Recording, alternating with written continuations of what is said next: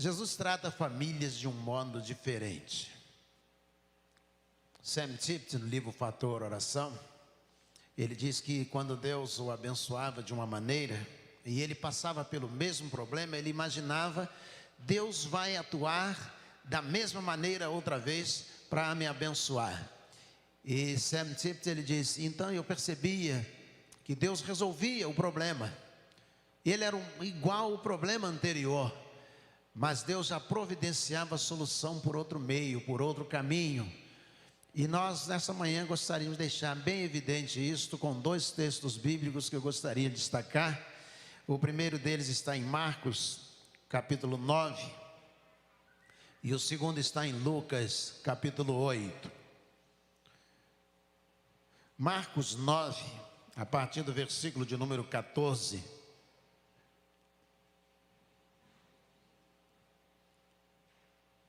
Diz assim, Marcos 9, 14 em diante: quando eles se aproximaram dos outros discípulos, viram numerosa multidão ao redor deles e os escribas discutindo com eles. E logo toda a multidão, ao ver Jesus, ficou surpresa e correndo até ele o saudava. Então Jesus perguntou: o que é que vocês estão discutindo com eles? E um do meio da multidão respondeu: mestre, eu trouxe até o Senhor o meu filho que está possuído de um espírito mudo, e esse sempre que se aposta dele lança-o por terra e ele espuma, arranja os dentes e vai definhando. Pedi aos seus discípulos que o expulsassem, mas eles não puderam. Então Jesus exclamou: ó geração incrédula, até quando estarei com vocês? Até quando terei de suportá-los? Tragam o menino até aqui. Eles o trouxeram. Quando ele viu Jesus, o espírito imediatamente agitou o menino com violência e caindo ele por terra, revolvia-se espumando. Jesus perguntou ao pai do menino: há quanto tempo isso está acontecendo com ele? O pai respondeu: desde a infância, e muitas vezes o tem lançado no fogo e na água para o matar. Mas se o Senhor puder fazer alguma coisa, tenha compaixão de nós e ajude-nos. Ao que Jesus respondeu: se o Senhor pode, tudo é possível ao que crê. E imediatamente o pai do menino exclamou: eu creio, ajude-me na minha falta de fé. E vendo Jesus que muita gente estava se reunindo, repreendeu o espírito imundo, dizendo-lhe: espírito mudo e surdo, eu ordeno a você, saia deste menino e nunca mais entre nele. E ele, gritando e agitando-se muito, saiu, deixando-o como se estivesse morto, a ponto de muitos dizerem: morreu. Mas Jesus, tomando-o pela mão, o ergueu e ele se levantou. Quando Jesus entrou na casa, os discípulos lhe perguntaram em particular: por que não pudemos expulsá-lo? Jesus respondeu: esse tipo de espírito só pode ser expulso por meio de oração. Lucas capítulo 8, a partir do versículo de número 26. Então rumaram para a terra dos Gerazenos, em algumas versões dos Gadarenos, que fica em frente para a Galileia. Logo que Jesus desembarcou, veio da cidade ao seu encontro um homem possuído de demônios que havia muito não se vestia nem habitava em casa algum, porém vivia nos túmulos. Quando ele viu Jesus, prostrou-se diante dele, dizendo com voz forte: o que é que você quer comigo, Jesus, filho do Deus Altíssimo? Peço-lhe que não me atormente. Porque Jesus havia ordenado ao espírito imundo que saísse do homem, pois muitas vezes se havia apoderado dele, e embora procurassem conservá-lo preso com cadeias e correntes, despedaçava tudo e era impelido pelo demônio para o deserto. Jesus perguntou a ele: qual é o seu nome? Ele respondeu: Legião. Isto porque muitos demônios tinham entrado nele. Eles pediram a Jesus que não os mandasse para o abismo. Ora, uma grande manada de porcos estava pastando ali no monte, e os demônios pediram a Jesus que os deixasse entrar naqueles porcos. E Jesus o permitiu. Tendo os demônios saído do homem, entraram os porcos, e a manada precipitou-se de despenhadeira abaixo para dentro do lago e se afogou. Vendo o que tinha acontecido, os que tratavam dos porcos fugiram e foram anunciá-lo na cidade pelos campos. Então o povo, para ver o que tinha acontecido, aproximando-se de Jesus, encontrou o homem de quem tinha saído os demônios, vestido em perfeito juízo, sentado aos pés de Jesus, e temeram. E algumas pessoas que tinham presenciado os fatos contaram-lhe também como o endemoniado tinha sido salvo. Todo o povo da terra dos Gerazenos pediu a Jesus que se retirasse, pois ficaram com muito medo. Todo o povo ficou com muito medo. E Jesus, entrando de novo no barco, voltou. O homem de quem tinham saído os demônios lhe pediu para que o deixasse estar com ele. Jesus, porém, o despediu dizendo: volte para a sua casa e conte tudo o que Deus fez por você. Então ele foi, proclamando por toda a cidade o que Jesus tinha feito.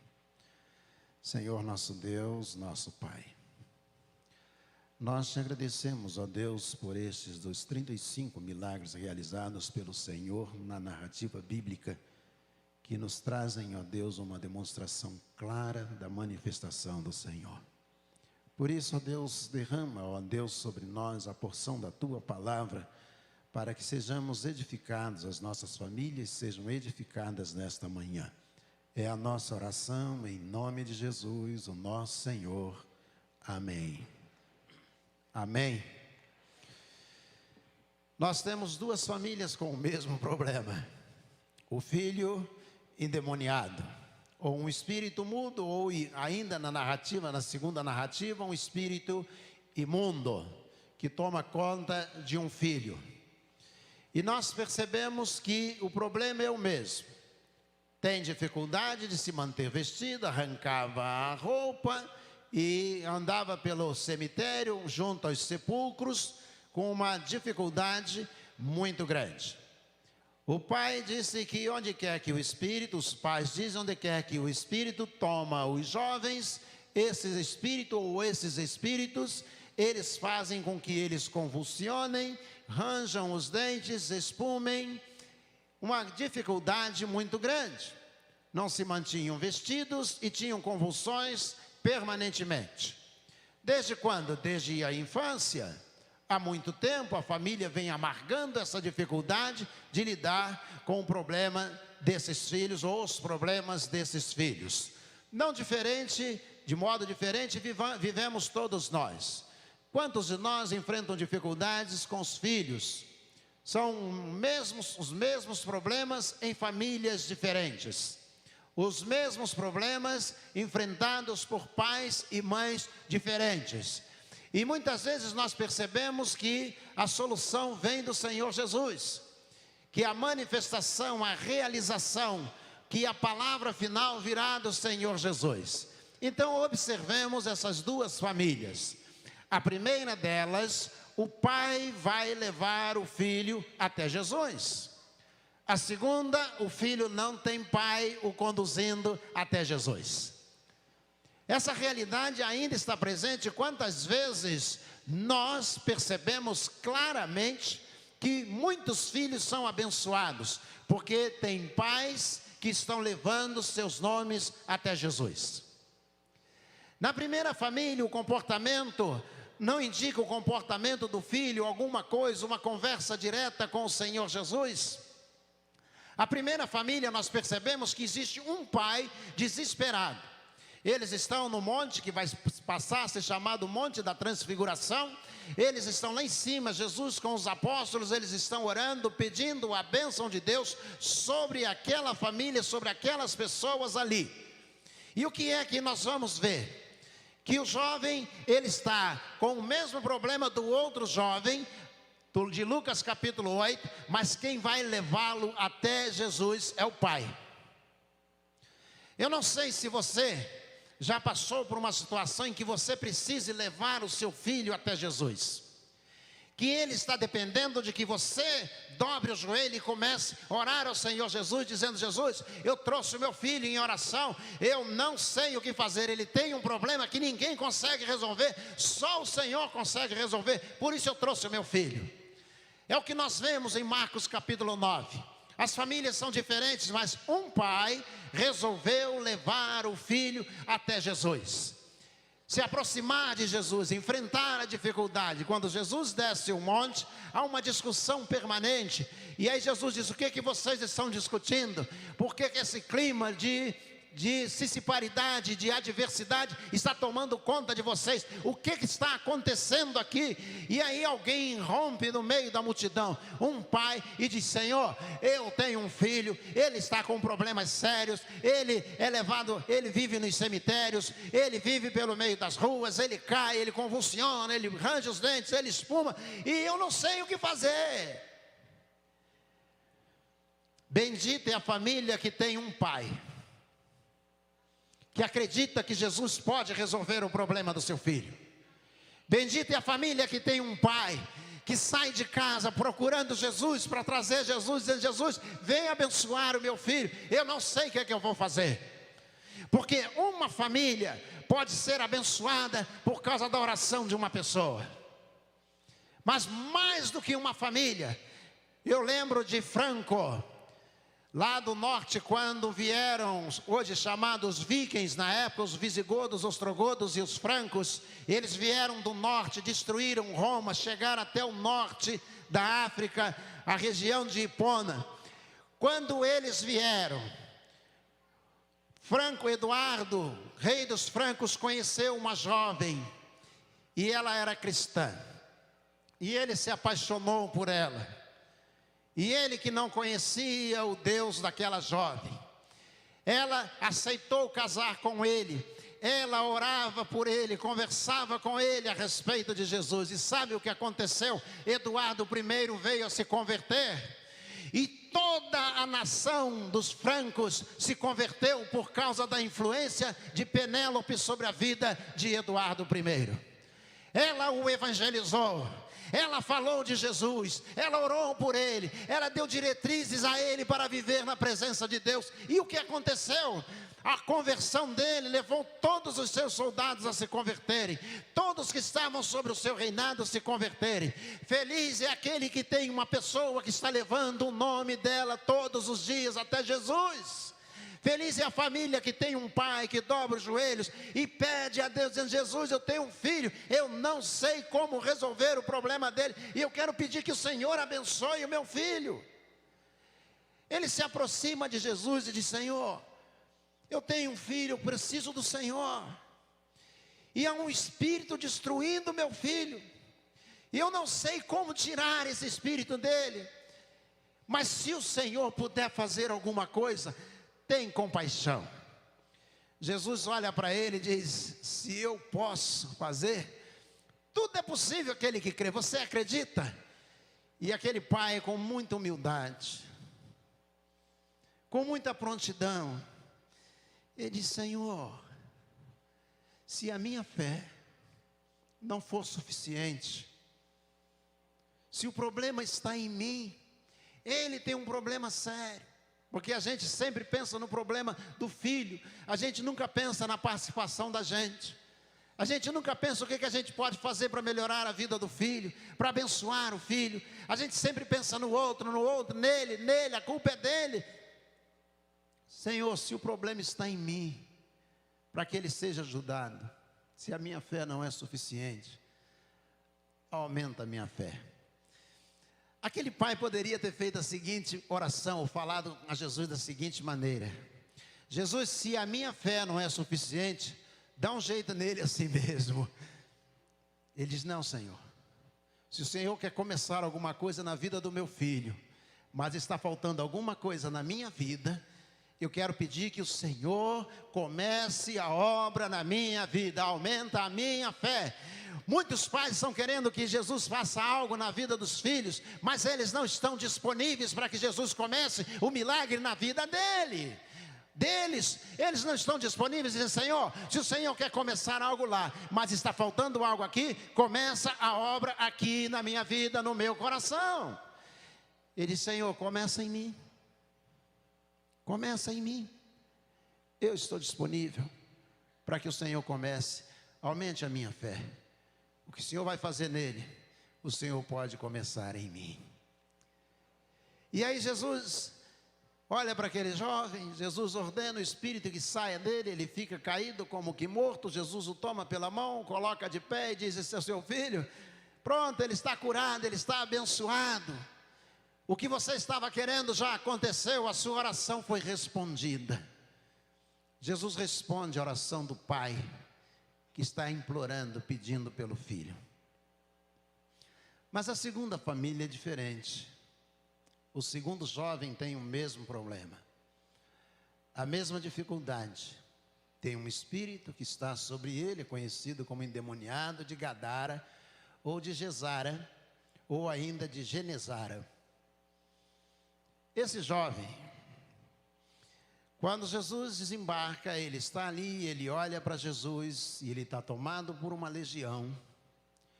E ele vê Jesus, ele não tem ninguém orando por ele. Ele não tem uma pessoa sequer que possa conduzi-lo até Jesus. Ele não tem uma pessoa para dizer a ele: vem cá que eu vou te levar até Jesus. Jesus vai onde ele está. Quando eu aceitei Jesus, eu não tinha um parente crente, nem umzinho sequer, e muita zombaria. Mas eu tinha uma tia que morava na rua que eu morava, e um dia eu encontrei e ela me disse assim: Tidinho, o que é a vida? Eu oro pelos meus 3 filhos já há quase 10 anos, e eles nunca se converteram.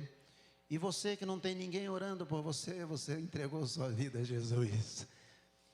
Eu era o endemoniado da minha rua, que não tinha ninguém orando por mim, ninguém pedindo por mim. Esse jovem, Jesus chega a algumas famílias por causa da misericórdia. Jesus chega a determinadas pessoas por causa dessa misericórdia infindável. Ele olha para o estado daquele jovem, e quando Jesus passa por ele ali, ele diz: ó Jesus, Filho do Altíssimo, eu bem sei quem tu és, e tu vieste me destruir. O demônio que estava nele, a legião, diz para ele: primeiro, eu sei quem tu és. O diabo, ele é sagaz, porque ele conhecia Jesus, eles conviveram na eternidade passada. Antes da queda de Satanás, eles conviveram juntos, que o grego chama de aion, o primeiro aion, o tempo passado incontável. Viveram juntos. Tanto que em Mateus capítulo 4, quando Jesus é tentado, o diabo diz para ele: se tu és o Cristo, Filho do Deus vivo. Claro que ele sabia quem Jesus era, eles conviveram juntos. E agora, em Lucas capítulo 8, ele está dizendo, olhando para Jesus e dizendo: eu bem sei quem tu és o Filho do Deus Altíssimo, tu vieste me atormentar ou vieste me destruir. E nesse caso, quando Jesus ordena, diz o texto que ele já havia ordenado para sair, por isso essa resposta do demônio. Então diz o Espírito, diz: eu peço que não nos mande de volta para o abismo. Não nos mande de volta para o abismo, para o inferno. Deixa a gente ficar por aqui mesmo. E Tioca tem uma tese que diz que os demônios são regionalistas. Por não serem oniscientes, eles precisam permanecer sempre no mesmo lugar. Porque eles não sabem o que você pensa, mas eles sabem o que você faz. Então eles precisam, diz ela, permanecer no mesmo lugar, para que você seja provado. Aquele que, por exemplo, estava na dependência da bebida alcoólica, será tentado a vida inteira com a bebida alcoólica, porque aquele demônio desta região que o tentava, vai continuar na mesma região, tentando a vida inteira. Não nos mande para o abismo, deixa a gente ficar aqui mesmo. Manda a gente para a manada de porcos. O dono da manada de porcos não tinha nada a ver com isso. Levou um prejuízo tremendo. Sabe por quê? Às vezes a gente não está orando, às vezes a gente não está preocupado com o problema do outro, mas o problema do outro pode passar a ser o problema da gente. A gente não está preocupado.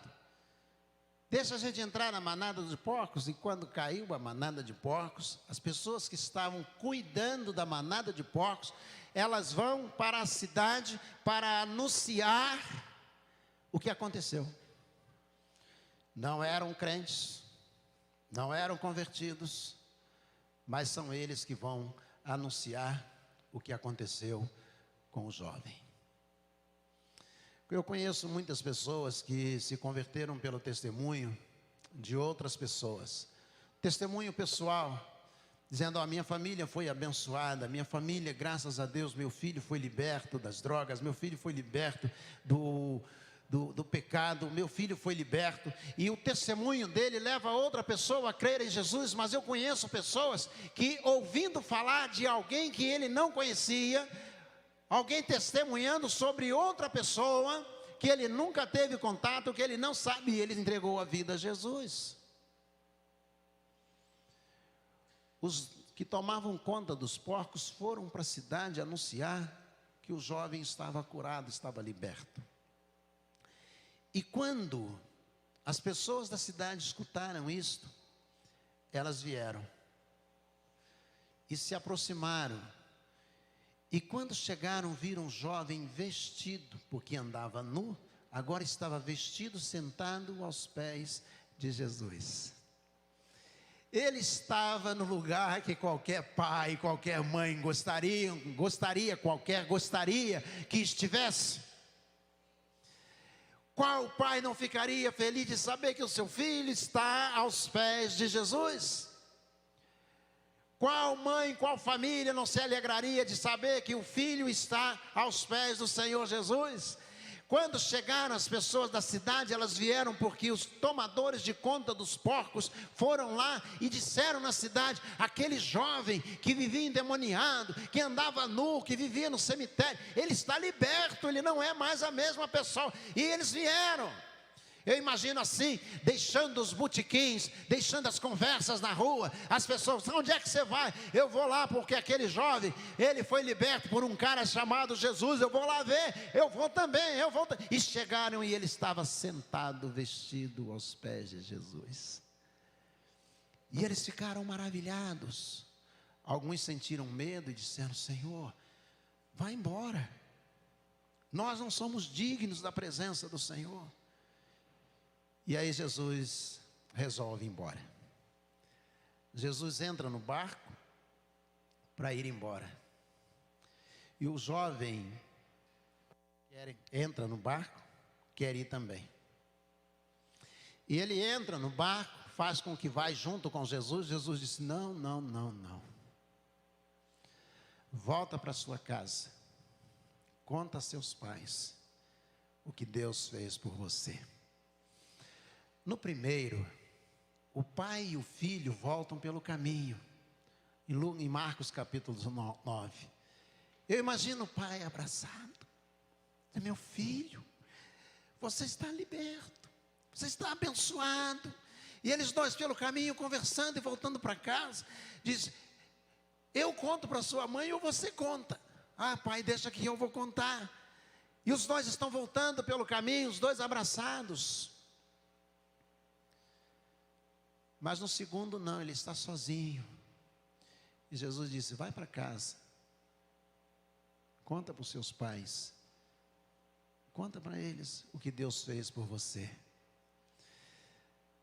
Você que não tinha ninguém orando por você, você que seu pai não te trouxe a presença do Senhor Jesus, lembre-se de voltar para casa e contar para Jesus, contar para a família, aliás, o que Jesus fez por você. O texto ele é tão lindo, que se você ler de novo o finalzinho, diz assim: e ele saiu pelas ruas, contando para todo mundo. Para todo mundo. Ele volta. Então ele foi, versículo 39, ao final, proclamando por toda a cidade o que Jesus lhe tinha feito. Ele saiu contando. As pessoas olhavam para ele assim e diziam: está vendo? Olha, olha, olha, sou eu. Sim, mas você não era aquele que vivia pelado pela rua, nu? E você não dormia no cemitério? Sim, era, sou eu, sou eu. E Jesus me libertou. Eu estou livre, eu estou abençoado. Eu sou outra pessoa. E aí eu gosto de pensar. Imagina a mãe daquele jovem na janela. O pai debruçado na janela ao lado dela, os dois. E eles estão ali entre eles conversando, dizendo: nosso filho desapareceu de novo. Quantas mães hoje, os filhos, por causa das drogas, desaparecem 3, 4, 5 dias? Nosso filho, a gente não sabe onde está. Se o primeiro, o pai foi quem levou a Jesus, o segundo, os pais nem sabiam do paradeiro dele.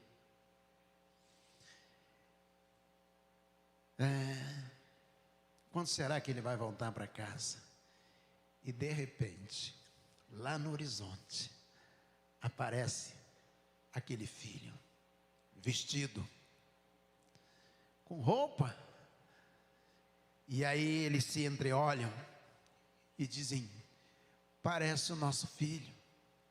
E vem se aproximando e o outro diz: parece não, é ele. E eles deixam a janela, vai à porta, sai ao encontro dele e correm e abraçam e dizem: filho, o que aconteceu com você? Um homem chamado Jesus, ele me libertou.